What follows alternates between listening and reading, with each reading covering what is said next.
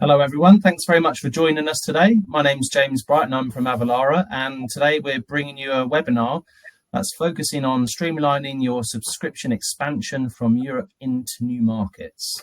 So for you in the audience, if you're thinking about implementing a new subscription model, or you already have one and you're expanding to new regions, new markets, then hopefully you'll find some use in this webinar today. So with that said, I'm joined by two experts on the panel today from Chargebee and Avalara, respectively. So, Ash, Heather, thanks very much for being here today. Thank you very much for your time. Looking forward to hearing your expertise on this subject.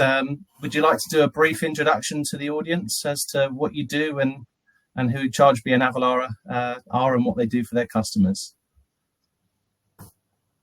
Absolutely. Yeah, sure thing, James.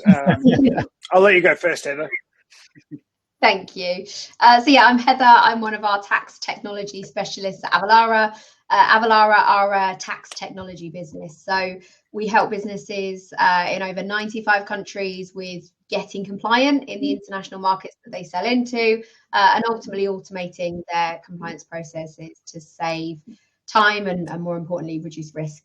But my background prior to moving over to Avalara was cross-border logistics. So I spent the last sort of 15 years talking about all things international. Thanks, Heather.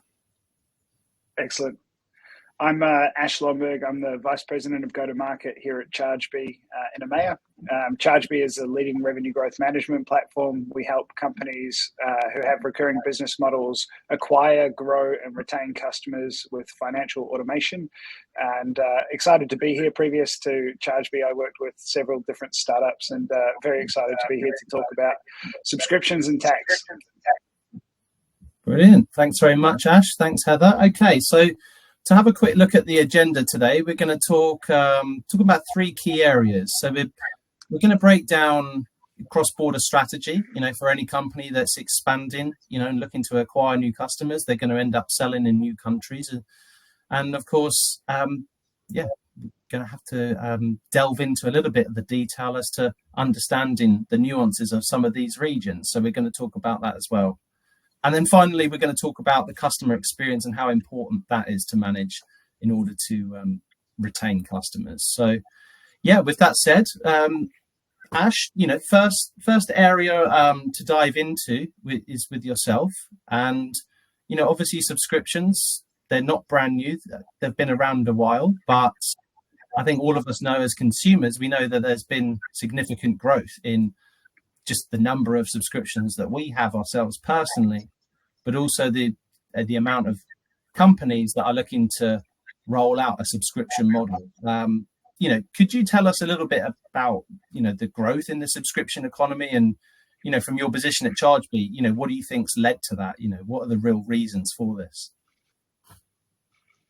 Yeah, absolutely, James. So the industry itself is projected to be at 1.5 trillion by 2025, which is a sizable growth figure. I think a lot of the things that are driving this shift either to expanding subscription offerings or offering a new subscription offering is around consumer preferences. People constantly wanting to receive personalized offers and things that are tailored and happen in an automated fashion to be able to drive value. I think having access to better data and better data analytics around customers and around the products that they're looking for is helping businesses make informed decisions, also to deliver value. And I think being able to access new markets, whereas people were landlocked previously to maybe the geographies that they operate in, especially when they're offering digital services, they're able to go into new markets, create a larger total addressable market, and be able to provide consumers with the products they like in a local offering.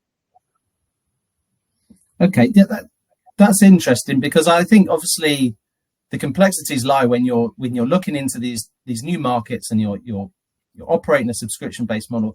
I think, as a consumer, I always like it when I'm, have a personal shopping experience, and I think the subscriptions that I've kept over the last couple of years are the ones that obviously target me as a customer, target my wants and needs. And so I'm looking forward to understand a little bit more about the inner workings of how that's done, practically speaking. So, with that said, when we're talking about expanding the subscription economy, if we're reaching new markets, new customers in other territories, then there's obviously going to be a potential implication when it comes to tax compliance.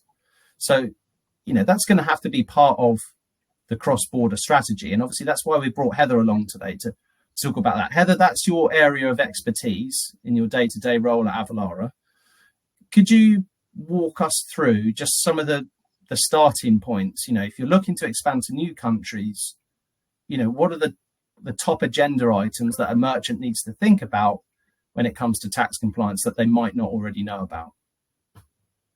Yeah, absolutely. Firstly, if you're looking to expand internationally, it's super exciting times. But in terms of getting it right, there obviously is a few areas to think about. Initially, looking at how you're planning to serve those international customers. Are you planning to ship from your home market? And what does that customer experience look like? Or are you planning to hold stock locally in certain countries and fulfill from that country? If you're looking to fulfill from countries, it's very likely that you'll trigger a tax obligation. So it's ultimately important to understand, what those obligations look like. Secondly, if you're, planning to bill your customers, how are you planning to bill your customers on a monthly, annually basis? And do you have an idea of what those sales volumes might look like? Maybe you've got some insight from web traffic or social platforms that you can kind of utilize to forecast where your key markets will be, where your demographics will be. And the reason that that's important is, if you do choose to sell remotely, once you sell over a certain amount of, sales or transactions into a certain country or state, that again can often trigger taxing obligations. And thirdly, looking at, where your product or service is being sold and whether it transfers well into the market that you're selling into. So, if you're selling a sunscreen subscription, the UK probably isn't going to be your target market for 11 and a half months of the year. But in all seriousness, certain products will have restrictions depending on the market you're selling into. So really important to understand that you research those and what you can and can't sell and to where. Brilliant. Okay, thank you. Obviously, each country has its own tax rates and rules. Are there any particular tricky countries that merchants sell into that they might not know the complexities that are associated with tax? From your experience in your day-to-day conversations, what would you call out as a good example of that? Yeah, so I guess there are certain markets that are definitely more complex, but likewise, more markets that are certainly more fruitful. The US, as an example, is like a really easy country to enter as a market. There's a really high de minimis threshold. So a de minimis value is a kind of value at which point customs duties and taxes charge. And for the US, it's $800. So if you are shipping from the UK or Europe, you can sell into the US, with a very positive customer experience.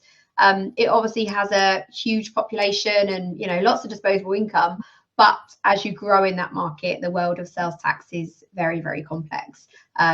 So yeah, that's probably one of the key markets I think we often see businesses enter and see the rewards in, but ultimately it comes with its own challenges as you grow into that market.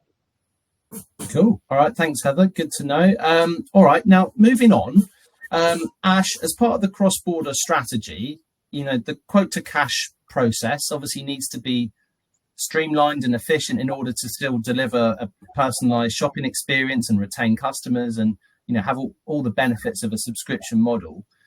Could you talk us through some of the key talking points in order to ensure that that's in place? Yeah, sure thing, James. So I think this really comes down to one key theme, which is around interoperability of key business systems.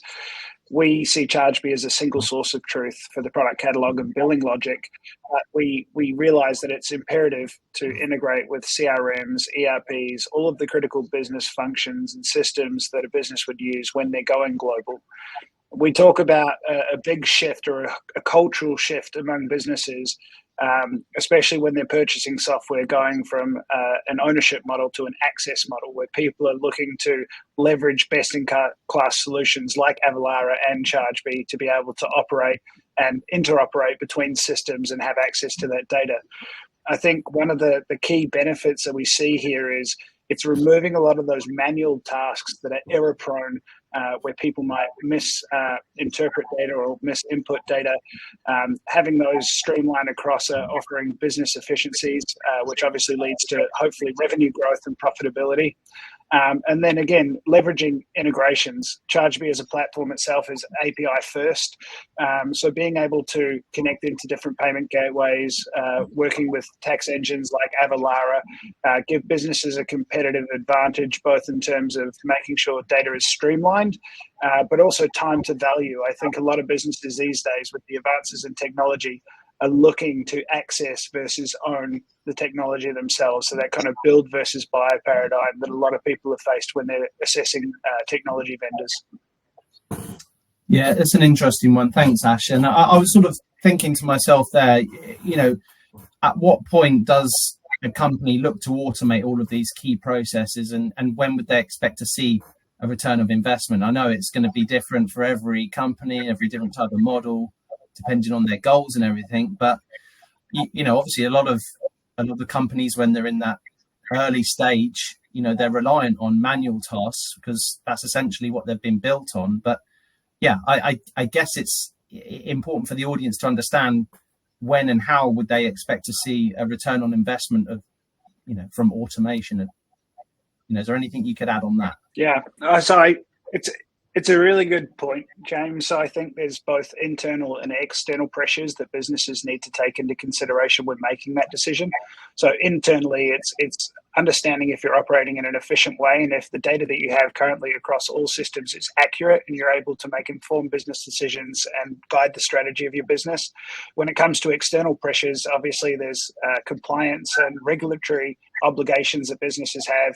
There's high competitive pressures where the markets might be becoming saturated and they need to access new markets. The localization point of view as well. If you are able to access technology and you want to be able to offer a more localized experience in terms of language, pricing, features, functionality. So there's a lot of different considerations, both internal and external, that businesses should consider. So I don't think there's a clear answer there based on a company size or a revenue size, but maybe Heather can touch on a few of the obligations based on revenues or markets that might be applicable to Avalara. Yeah, absolutely. Happy to cover that one, Ash. I think there isn't a one size fits all kind of answer to that in terms of when or where it would apply, because what you will find is, small startup businesses, depending on their business model, may trigger a taxing obligation before some of sort of your mid to enterprise market. I think what is important is to do your research into the market that you're selling into, and understand what the legislation is. So the US, I mentioned, is obviously a great market to enter, but comes with its complexities. And that's essentially because every single state in the US has a different threshold at which point you need to register and manage sales tax. So some states it's, kind of revenue driven, some states it's transactional driven, some states it's a combination of the two. And then likewise, if you start holding stock in certain countries as well, that can also trigger a taxing obligation. So yeah, obviously really important to make sure that you're researching what that looks like in the individual markets that you're selling into. Okay, great, thanks. That's a great summary there. So yeah, with regards to optimizing that quote to cash process, I guess there's a wide range of considerations to take into account. And as you say, Ash, it's both driven from internal or external reasons, and it's good to know. So the next point that we're going to look at as well is A/B testing. Obviously, that's not brand new, but at the same time, interested to learn more about the simplification of that. I appreciate it's a good way to understand what works and what doesn't for your customer base and prospect base. Ash, I think that's obviously a lot of what you help merchants with at Chargebee. So keen to dive into that in a bit more detail if we can. Yeah, absolutely, James. So this is probably one of my favorite sayings, where if you were given 6 hours to chop a tree, you spend 4 hours sharpening the axe.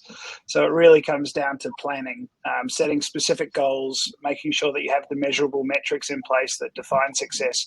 A lot of people, when they're going into new markets, probably don't realize just how important it comes in terms of entitlements and pricing per local market. Also being able to offer the local currencies and payment methods that people are looking for. And that really comes down into leveraging best-in-class technology. And at Chargebee, A/B testing in terms of pricing, offerings and entitlements, looking at different product families, what might be relevant to the audience. It really does come down to the customers that you serve. Those are really critical, and especially being able to leverage automation. I think A/B pricing testing or A/B product offering testing in the past usually required teams to do things in sprints, and for product teams to strategize of what they need to offer.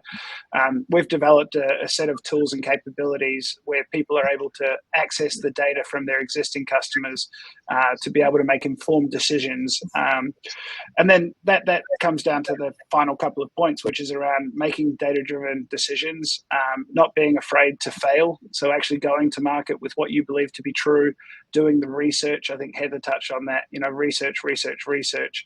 Who are your competitors in market? How are they pricing? What are the product offerings? How can you differentiate? These are a lot of things that happen in the planning phase before you go to market. And what you want to avoid is the pitfall of analysis paralysis, right? So once you've done your planning, being able to test and iterate is absolutely critical, and continually looking to improve your product offering, optimize for efficiency. We went from a period of a growth at all costs, and now we're very much coming to the year of profitable, efficient growth. And that can only be done by being agile as a business and leveraging technology to be able to automate a lot of this process and be able to make fast decisions.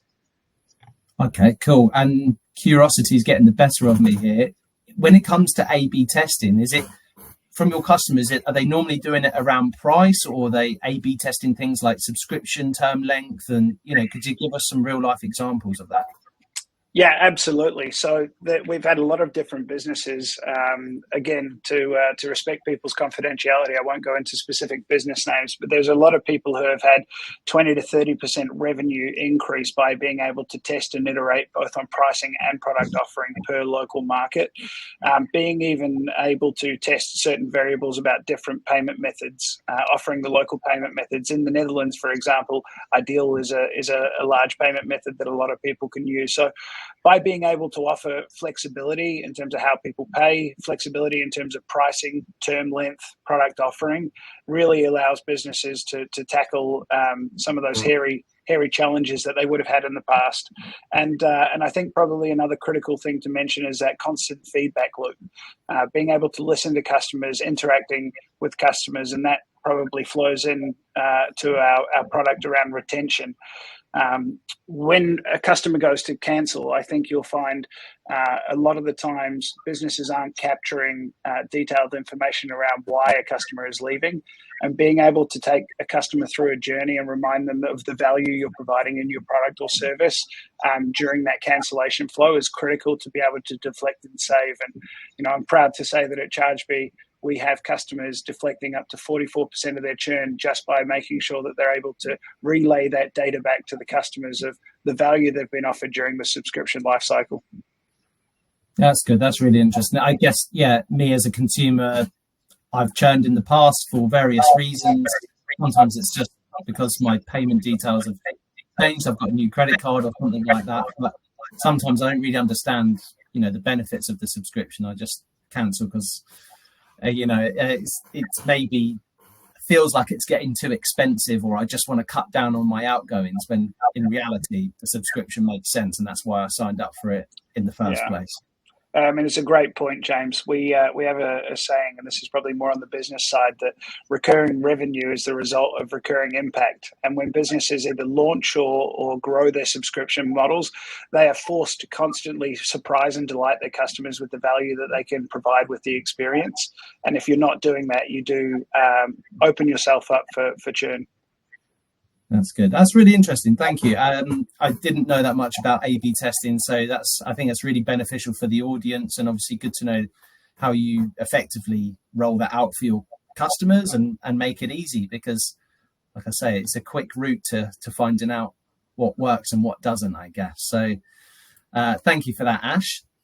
And then obviously when it comes on to reporting and data analysis, there's obviously some challenges if you're not automating that side of the business. You know, if you're capturing data from all of your sales to new customers in new countries and you've executed a cross-border strategy, you know, making sense of it all is obviously going to be a tough job for the finance team in particular. So, you know, what type of issues are merchants facing without automating this side of the business? Ash, I'm going to put that one to you as well. Yeah, sure thing, James. So I think it goes without saying, manual processes. If you think about the quality of life of your employees, so the people doing some of these tasks, they can be incredibly manual and also tiresome. They're not usually the fun tasks, they're the busy work. Being able to automate this is helping to reduce a lot of the errors that might happen from human intervention. We need to make sure that businesses start to adopt AI. Here at Chargebee, we're in the process of launching out several AI functions and features that can help make businesses more efficient. If you think about development efforts, engineering teams really need to focus on what the core product or value they're providing to their customers, rather than focusing on back office and building out certain functionalities that really aren't core to their business. Data fragmentation is a big one. We spoke about this earlier in the session about interoperability of systems. I can imagine that there are a lot of people who are listening to this who have so many different systems operating in silos. So being able to have that consolidated approach and being able to use real-time data to make informed business decisions is critical. And then obviously limited insight. You don't know what you don't know. So being able to take that siloed data and put it into something that makes a more meaningful narrative, both internally to your teams and externally to your customers, is a critical path forward. Brilliant. Thank you, Ash. And I guess on that subject, Heather, you know, if teams are managing reporting for tax purposes manually, you know, what does that mean? You know, how should they be doing it? You know, from your experience, you know, what processes can be improved on with regards to tax compliance? Yeah, so I think most of the areas can be improved in terms of the processes from tax compliance. I think, as you sort of mentioned earlier, you know, when a business initially launches and they have some manual processes, they may work there and then. But as you scale and as you grow, a lot of those processes become unscalable and ultimately carry an element of risk as well. I mean, tracking the thresholds is obviously super important, but again, can be automated. Filing the tax returns once you actually have a taxing obligation. You know, kind of linking to what you said, Ash, around the employee morale. No one wants to be filling out a 300-page tax return form every month. So, you know, that process can be automated, and obviously when automated avoids issues like late payment fines and kind of, you know, issues with manual error or human error, sorry. And ultimately the tax calculation as well. So, you know, determining tax can be quite challenging, especially in markets, again, like the US, where there's 13,000 taxing jurisdictions. Initially, you know, kind of, you know, manageable to do it manually with tax tables, but as you scale and grow, you know, those sort of processes become outdated and carry an element of risk. Lovely. Okay, thanks for that, Heather.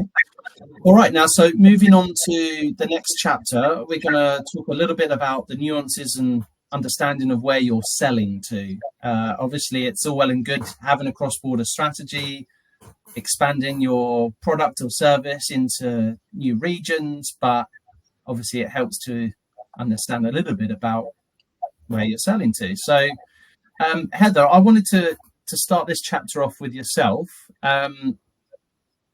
Beyond all of the other elements of business, understanding, you know, what does that market want in terms of a product or service, and, you know, customer expectations, etc. You know, from a tax compliance perspective, you know, how would you help a merchant understand where they're selling to in terms of from a tax standpoint? What can you do there?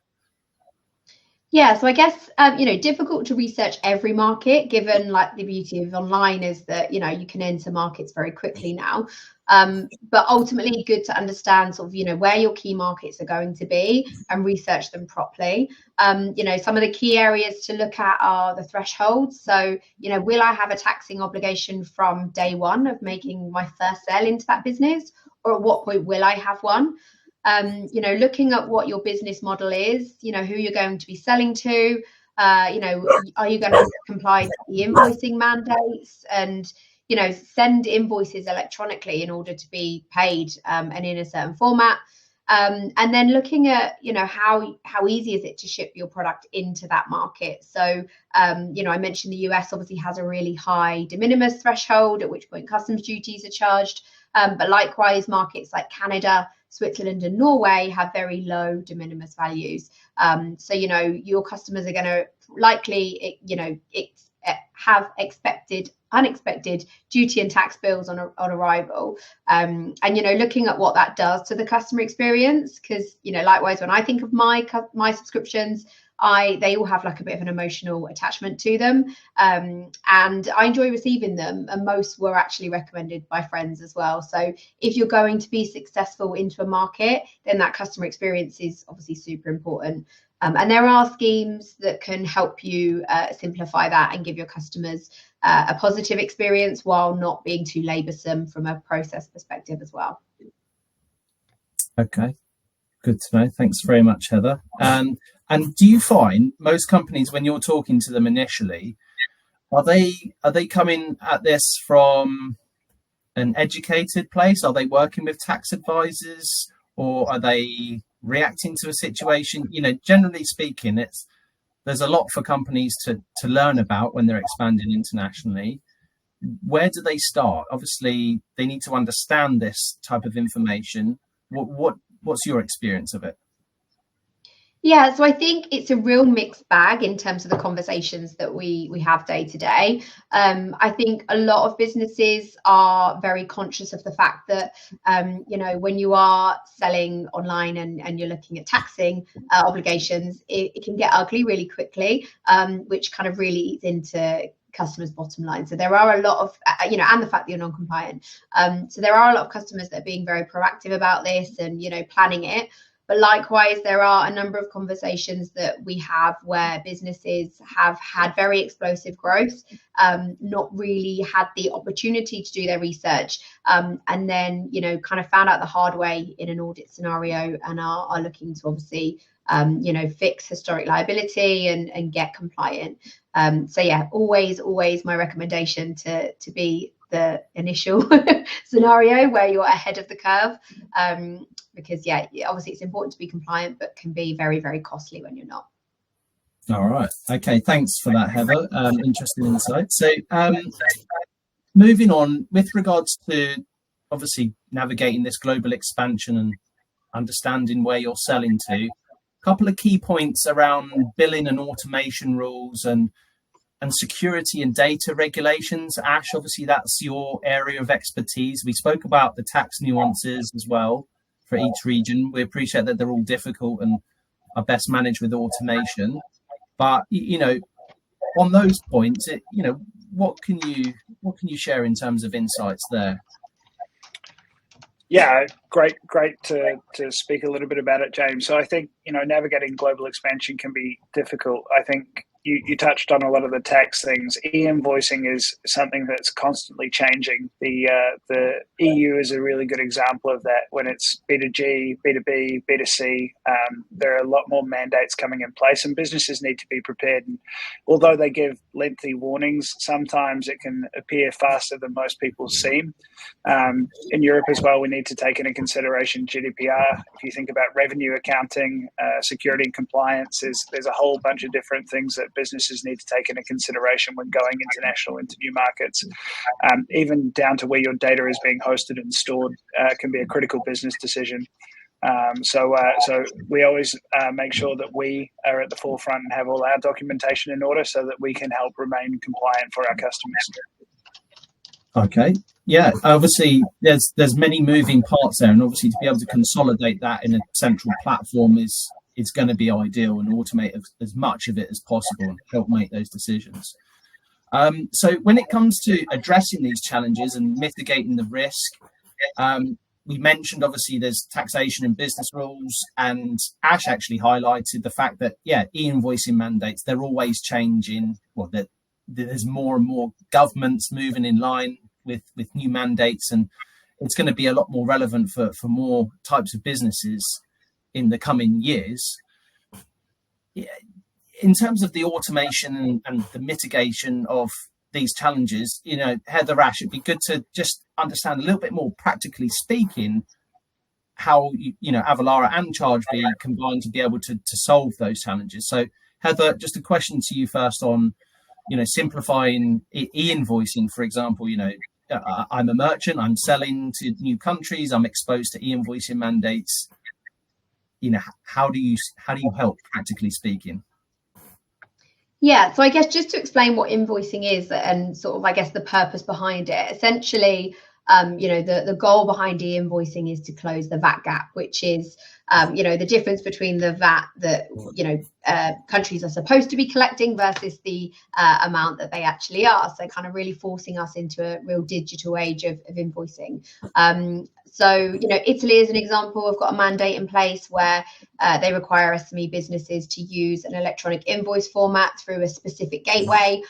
So essentially, businesses need to provide and receive invoices in that format if they want to be paid. And, the majority of different e-invoicing mandates have different gateways depending on the country. They have different kind of thresholds at which point you need to worry about it. So, for example, Spain focuses more on sort of enterprise level businesses or mid-market to enterprise businesses. But I think the challenge is keeping up with all of the different mandates for the different markets that you sell into, given they all have different gateways and require different integrations. So where Avalara support businesses is kind of streamlining that process. So you connect to Avalara, and Avalara connects to all of the various different gateways and complies to all of the different mandates in terms of formats. So we sort of streamline that process again to enable growth into more than one market. Got it. Okay, thanks, Heather. And a couple of these points as well, Ash, what would you call out as the most critical? I'm actually interested around data security and compliance. Is there a particular region that has more rigid rules when it comes to data security and compliance? What have I got to look out for with that regard? Yeah, I mean, within the European Union, there are many different mandates in place in terms of data security. I mean, we mentioned GDPR compliance around customer data. When you think about payments data, having things tokenized and anonymized to make sure that the payment details of the customers is protected. So there's both a business level and a consumer level type of protection that you need to have in place. I think Heather made a really great point, which is both of our companies are required to make sure that we keep the integrations up to date and ensure that security and compliance are at the forefront of what we do and operate, because we are handling sensitive data and we need to make sure that our systems are secure. I'm incredibly proud of how our business approaches this in terms of penetration testing and ongoing security features that are added into the platform. But yeah, there's so much to take into consideration, and with having so many different integrations, we need to make sure that we stay on top of our enterprise security and the integrations that we have with businesses, so that other businesses don't have to focus on this. And when we talked about that access versus ownership, when companies do build their own systems to operate, say, a billing and subscription management platform, or if they do their own tax things, they are constantly required to update and iterate, and it's very easy to fall behind on some of that more technical debt.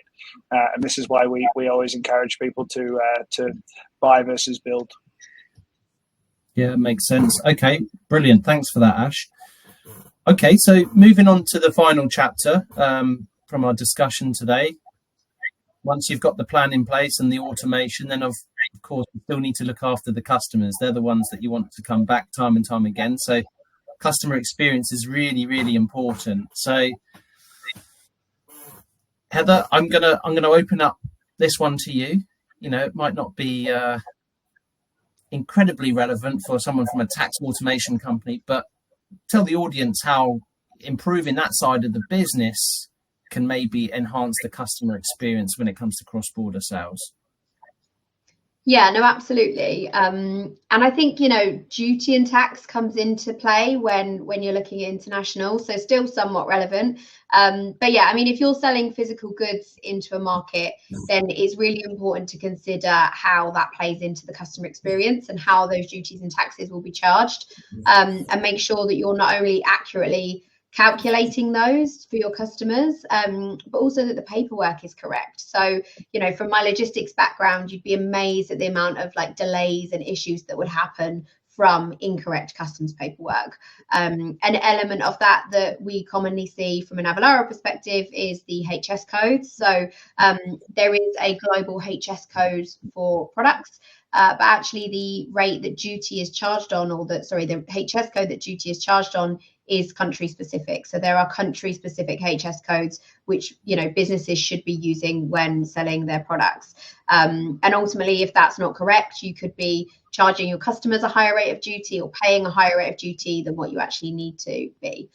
So yeah, that's obviously super important. I think looking at also who picks up those charges is really important, because with customer acquisition being so high, you really want to focus on that experience being positive. So, if the delivery driver turns up at the door and, kind of won't give you that order until you've paid delivery duties and taxes, it's not the best customer experience. And, especially in the world of subscriptions, I think people can, be a bit more forgiving if it's every now and again. But, if you have that kind of sour taste and that bad experience month after month, you're probably going to want to cancel your subscription. So, yeah, more important than ever to really focus on that experience. Excellent. All right. Thanks, Heather. And obviously, Ash, with Chargebee, the platform that, you provide for your merchants and their success, I'm keen to understand how, you can elevate the customer experience with a couple of specific examples when it comes to localizing the approach or, creating a personalized experience. Practically speaking, is there anything you can add on that? Yeah, sure. There's a lot of different examples, but I think it really does come down to the personalization of the service itself. If you take, for example, one of the most recent case studies we did with Pret a Manger, where they started with a coffee subscription, which provided extremely great value, but then they thought we can actually expand on this service and offer a discount on any other purchase in store in terms of food. They were able to increase their revenue by 20%. And that's a phenomenal shift in terms of just a company that was a traditional bricks and mortar business and then moved obviously into having subscription offering and models. I think having a seamless omni-channel experience as well, you need to really take the customer on a journey, especially in the acquisition. I think everyone knows that it costs a lot more to acquire a new customer than it does to retain a customer. Once you've acquired them, you need to continue to surprise and delight, like we said, and Heather touched on that. That really comes down to clear and transparent communication in terms of your ongoing support. So no longer are we just focusing on acquiring customers, but really doubling down on how do we continue to build those relationships and loyalty. So you see a lot of traditional businesses launching subscriptions purely for getting access to better customer data to deliver a more personalized experience and create that loyalty and lifetime value. Brilliant. Okay, thanks, Ash. And in terms of our final talking point, when it comes to localizing the approach and communicating in the right language, obviously, if you're selling to different countries, the population have different languages. Not everyone speaks English. What's the best way to go about things there in terms of targeting the customer base in the right way? Yeah. Well, and I think this slide says it really well, where language isn't just about words, right? It's a full localized experience. I often talk about an example of a customer that we work with previously that was based in Canada with a majority of their customers in Europe and offering pricing in US dollars, right? That's not a local experience by any means. So being able to offer the local payment methods, local currencies, being able to transact and work with them in their local language, and then also down to the personalized product offering that can be relevant to a certain market.